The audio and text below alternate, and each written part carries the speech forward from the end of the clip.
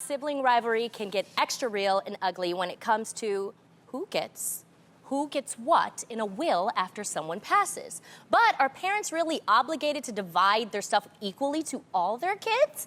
Like, what if there's a child who really was mom's favorite, or a sibling who just did more for the parents in their time of need? Interesting question. So, lady, what do you guys think? You can't reap the benefits of a relationship that you did not sow into. And I genuinely believe that. I believe that in life, you are by birth somebody's mother, somebody's father. By birth, I am my mother's daughter. I think that it is true that me and my mother's relationship is fruitful because I have sowed into that relationship with my mother.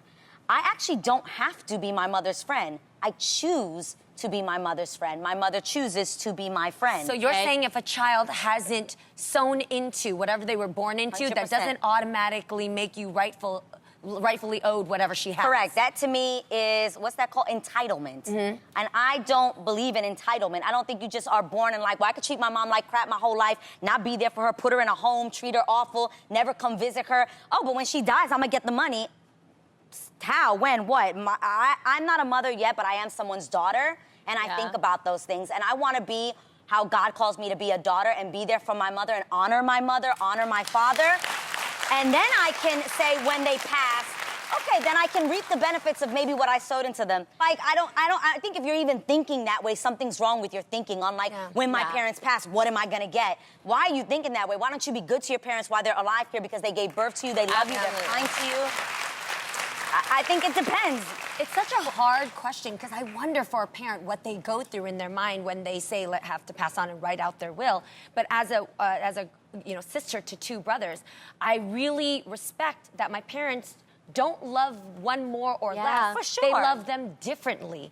And I know that in all three of our lives, my parents are able to look at us and to be able to discern who needs money in which areas, who's responsible to handle the money in the right ways, and who's generous to honor the money in the way that my family needs. Because it's not just your money, it's like whatever money they pass to, you should still help each other in family. For sure. So I would never expect that siblings take it all equally. I think that you should discern as parents who needs the money in different areas and who's qualified to handle the money the way it's meant to be handled.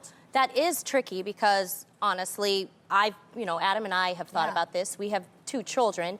Up front, you want to equally, distribute the money to your children because children talk. Like, what if the other one says, oh, you only got this? And then the other child is like, oh, well, I only got this. Then you've created some type of, competitive situation.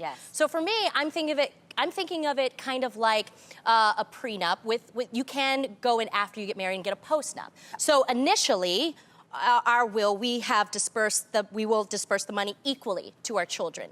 Now, in the future, if one of the children, I'm not putting this on my children, but if one of our kids maybe becomes really bad at spending money, I'm not gonna feel that comfortable giving him or her that money. Or what if a child, I'm not putting this on my children. A child, not your child. A child maybe develops a drug habit or something. I won't feel comfortable giving that money to that child. So yes, you are right. It is the parents' responsibility to discern as the children grow up. So that's what I would do. Or that child badmouths you. Like, you see celebrities now, and I've seen some celebrities badmouth their parents. Like, or their kids, Or they badmouth their kids, whatever the case is. Well, you're not gonna badmouth me and get money from me, I'll tell you that much. Well, I don't have to worry, I ain't got no kids, so.